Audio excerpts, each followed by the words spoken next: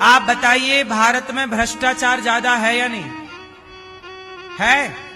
जितना विरोध अनिरुद्धाचार्य का करते हैं लोग, इतना विरोध भ्रष्टाचार का करते तो हमारा देश कहीं और होता। पर अनिरुद्धाचार्य का विरोध करने से फुर्सत नहीं मिल रही है। कुछ मीडिया तो दिन रात अनिरुद्धाचार्य के सपने देख रही है, कुछ लोगों को तो सपने आने लग गए हैं।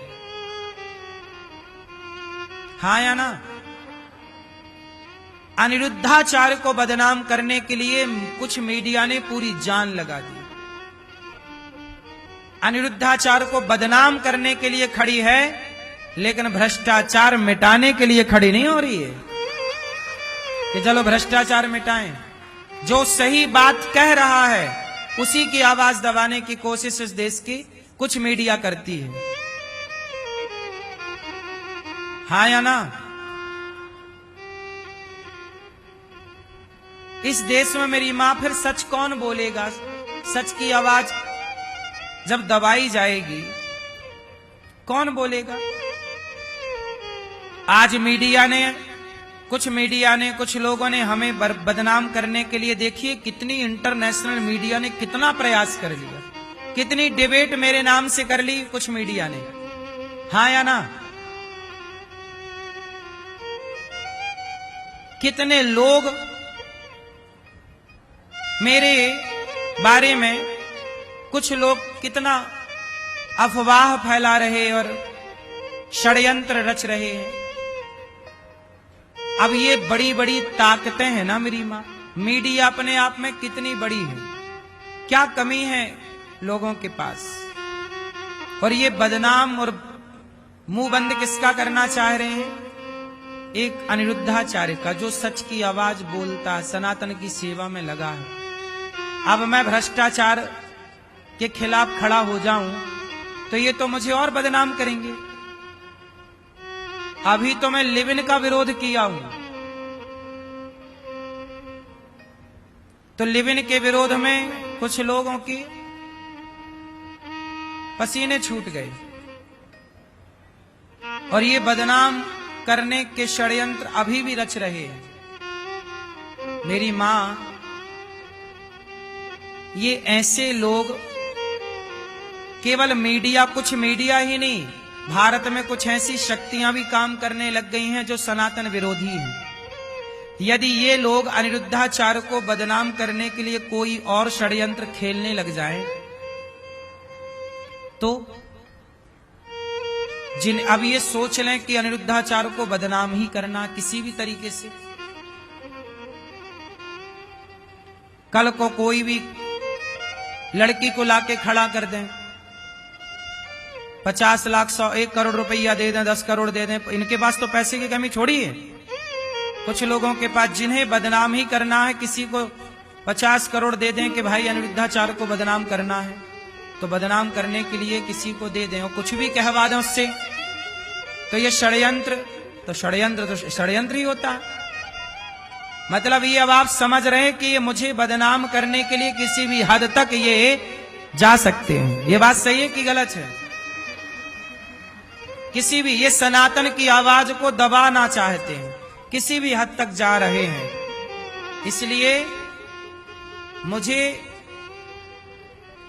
भगवान पे भरोसा तो है, आप पे है, लेकिन फिर भी मैं आप लोगों से प्रार्थना करूंगा कि आप समझिए कि सनातन कितना खतरे में है। और खतरा किन से है? ऐसे जयचंदों से है। इसलिए आज सच की बात कहना, सच बोलना भी बहुत कठिन है, इसलिए लोग सच नहीं बोलते। लिव इन का विरोध आज तक केवल मैंने किया, और किसने किया? पूज्य प्रेमानंद जी ने बोला, ये दास अनिरुद्ध ने बोला, और किसने बोला? सब बोलने से डरते हैं, लेकिन हम डरते नहीं हैं। अब बोलेंगे तो देखो हमारा विरोध हुआ कि नहीं, हमारे पुतले जलाए गए, हमारे नाम पे FIR दर्ज कराई गई। कि क्यों? क्योंकि हम कह रहे हैं कि लिव इन भारतीय संस्कृति, भारतीय संस्कार नहीं है। लिव इन मतलब होता है कि आप विवाह के पहले किसी पराई स्त्री के संग रहो, पराई लड़की के संग रहो, पराई लड़के के संग रहो, एक साथ रहो, और एक बार रहो दूसरी लड़की के साथ, तीसरे लड़के के साथ, कई बार, कितने बार लोग रह रहे हैं। ये सब गलत है। यही लिव इन बोलते हैं इंग्लिश की भाषा में। हिंदी की भाषा में बोलते हैं 4 जगह मुंह मारना, इसी को बोलते हैं।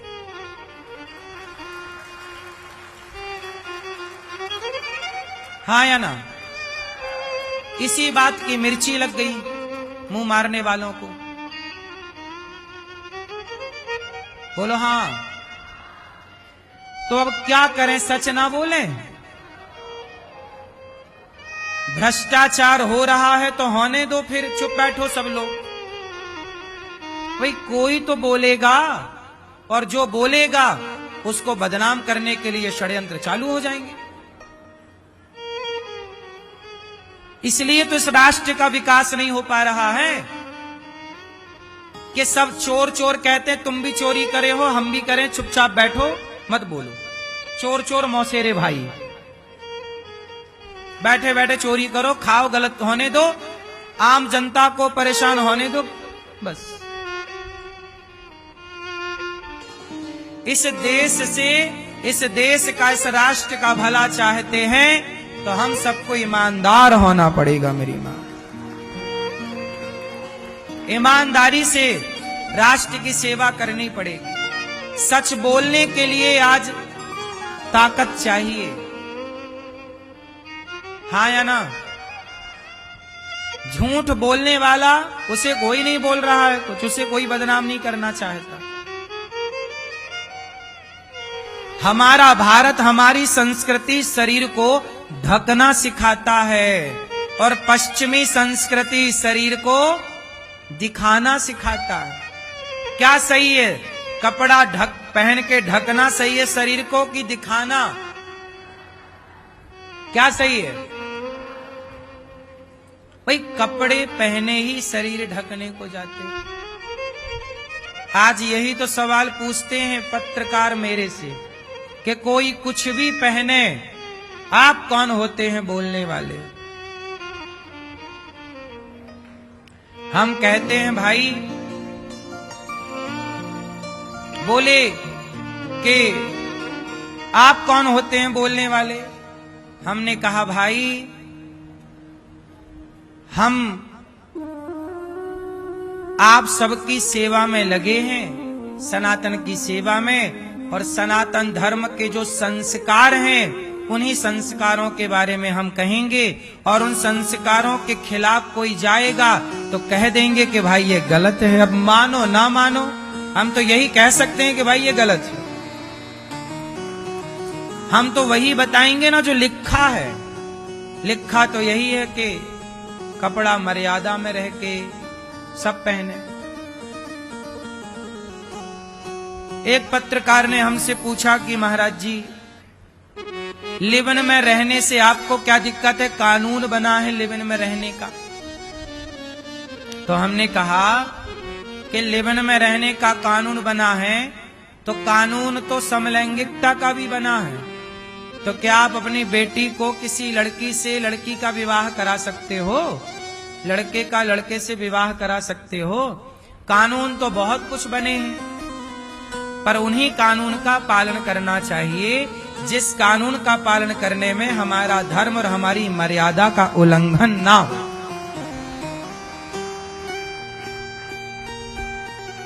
कानून तो आज बना है, हमारी भारतीय संस्कृति और संस्कार तो पहले से यही थे। हमारे यहाँ कैसे रहो, कैसे खाओ, कैसे बैठो, क्या करो क्या ना करो, सब यही तो है।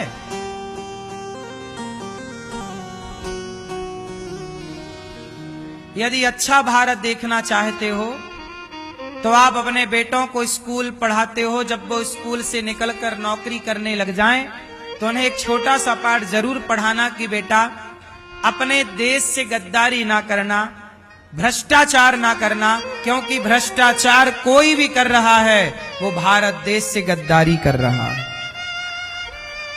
ये भ्रष्टाचार के कारण तो नदियां शुद्ध नहीं हो पा रही है ना मेरी मां, हाँ या ना?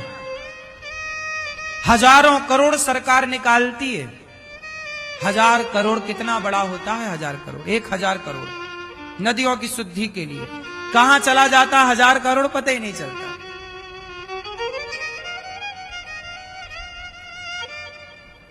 क्यों जी, बात सही है कि गलत है? 1000 करोड़, 1000 करोड़ कितनी बड़ी रकम होती है। क्या नहीं हो सकता इस पैसे से, यदि इसको ईमानदारी से खर्च किया जाए, किससे हम 1 रुपए भी नहीं लेना चाहते। क्या कितना विकास हो सकता है हमारे राष्ट्र का। पर ईमानदार लोग चाहिए ना मेरी माँ। आप कितने लोग चाहते हैं कि हमारा भारत और आगे जाए? चाहते हो ना? तो अपने बेटा बेटियों को मेरी माँ ईमानदार बनाना सीखो, क्योंकि तुम्हारा बच्चा ही आगे चल के वही प्रधानमंत्री बनेगा, वही राष्ट्रपति बनेगा, वही नेता बनेगा, वही सरकारी दफ्तर में जाएगा, वही आगे सिग्नेचर करके फाइलें पास करेगा। तो ईमानदार होगा आपका बेटा तो वो उससे भला होगा। सब बेईमान बैठ जाएंगे तो अब सोचो 1000 करोड़ निकलता है। 1000 करोड़ में ऊपर वाले ने खाया 100 करोड़ हम खा लेते हैं, तो 900 करोड़ आया। तो 900 करोड़ में फिर और बोले कि भाई 50 करोड़ हम खा लेते हैं, 20 करोड़ हम, 10 करोड़ हम, ऐसे करते करते वो 500 ही करोड़ रह जाता है। बोलो हाँ। ये देश से गद्दारी है, राष्ट्र से गद्दारी ना हो, भारत माता से गद्दारी ना हो। मर जाओ, भूखे रह लो, कोई बात नहीं, गद्दारी नहीं। हम जिएंगे और मरेंगे ऐ वतन, दिल दिया है जान भी देंगे ऐ वतन। थोड़ा राष्ट्र प्रेम होना चाहिए मेरी मां। हमारे भारत में एक चीज की कमी है। आप बताइए, भारत में भ्रष्टाचार ज्यादा है या नहीं है? जितना विरोध अनिरुद्धाचार्य का करते हैं लोग, इतना विरोध भ्रष्टाचार का करते तो हमारा देश कहीं और होता। पर अनिरुद्धाचार्य का विरोध करने से फुर्सत नहीं मिल रही है। कुछ मीडिया तो दिन रात अनिरुद्धाचार्य के सपने देख रही है, कुछ लोगों को तो सपने आने लग गए हैं। हाँ या ना? अनिरुद्धाचार्य को बदनाम करने के लिए कुछ मीडिया ने पूरी जान लगा दी। अनिरुद्धाचार्य को बदनाम करने के लिए खड़ी है, लेकिन भ्रष्टाचार मिटाने के लिए खड़ी नहीं हो रही है कि चलो भ्रष्टाचार मिटाएं। जो सही बात कह रहा है उसी की आवाज दबाने की कोशिश इस देश की कुछ मीडिया करती है। हाँ या ना? इस देश में मेरी मां फिर सच कौन बोलेगा? सच की आवाज जब दबाई जाएगी कौन बोलेगा? आज कुछ लोगों ने हमें बदनाम करने के लिए, देखिए कितनी इंटरनेशनल मीडिया ने कितना प्रयास कर लिया, कितनी डिबेट मेरे नाम से कर ली कुछ मीडिया ने। हाँ या ना? कितने लोग मेरे बारे में, कुछ लोग कितना अफवाह फैला रहे और षड्यंत्र रच रहे हैं। अब ये बड़ी बड़ी ताकतें हैं ना मेरी मां। मीडिया अपने आप में कितनी बड़ी है, क्या कमी है लोगों के पास। और ये बदनाम और मुंह बंद किसका करना चाह रहे हैं? एक अनिरुद्धाचार्य का, जो सच की आवाज बोलता है, सनातन की सेवा में लगा है। अब मैं भ्रष्टाचार के खिलाफ खड़ा हो जाऊं तो ये तो मुझे और बदनाम करेंगे।